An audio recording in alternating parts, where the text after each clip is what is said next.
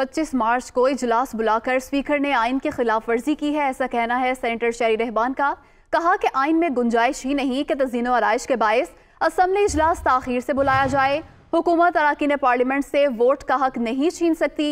वज़ीर आज़म और हुकूमत अरकान असम्बली को डराना धमकाना बंद करे।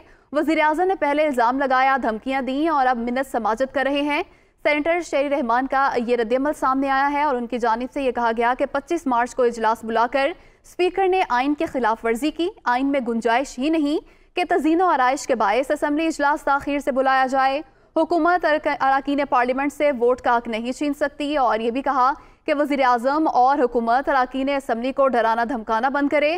वज़ीर आज़म ने पहले इल्ज़ाम लगाया, धमकियां दी और अब मिन्नत समाजत कर रहे हैं। सेनेटर शहरी रहमान ने कहा कि 25 मार्च को इजलास बुलाकर स्पीकर ने आइन की खिलाफ वर्जी की है।